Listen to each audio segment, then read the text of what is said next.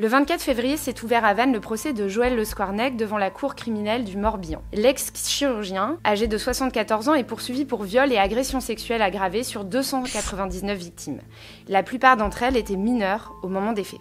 Sur ces 299 victimes, toutes ne se sont pas portées partie civile au procès. Et parmi les personnes qui se sont portées partie civile, certaines n'ont pas souhaité témoigner devant la cour. Celles qui ont accepté de parler sont entendues jusqu'au 19 mai selon le calendrier actuel. Mais durant cette période, quelques audiences vont se dérouler à huis clos. Un huis clos total, c'est-à-dire que ni le public, ni la presse ne seront autorisés à écouter leurs dépositions devant la cour. Alors comment expliquer une telle organisation ?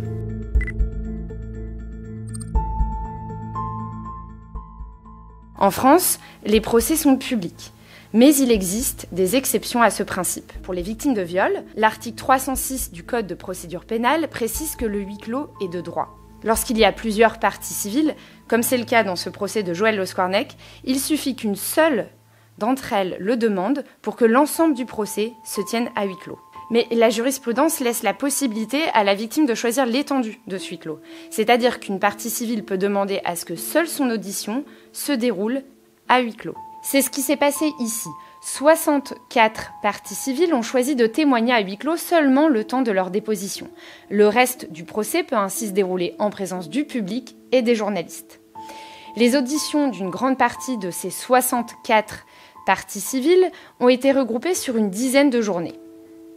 Une configuration complexe et assez rare, comme nous l'explique Maître Rocaro, avocat au barreau de Marseille qui travaille sur de nombreuses affaires de violences sexuelles.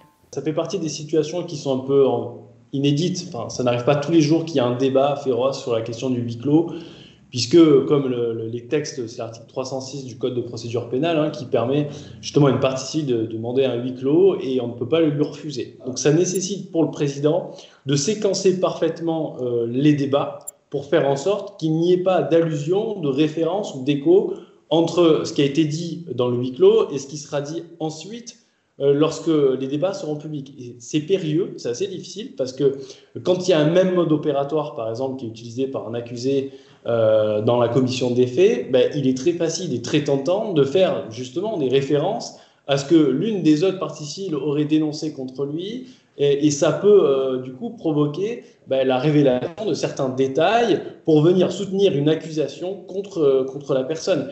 Donc c'est périlleux en tant que tel, mais si le président a prononcé ce huis clos en l'organisant ainsi, c'est qu'il avait, je pense, déjà millimétré ces débats et les questions qui pouvaient poser à l'accusé ou aux parties civiles. Vous l'aurez compris, la majorité du procès de Joël Le Squarnec va se dérouler en public jusqu'à sa fin prévue au mois de juin. Une affaire judiciaire hors norme que Ouest France suit au quotidien pour vous la raconter et vous en expliquer les enjeux.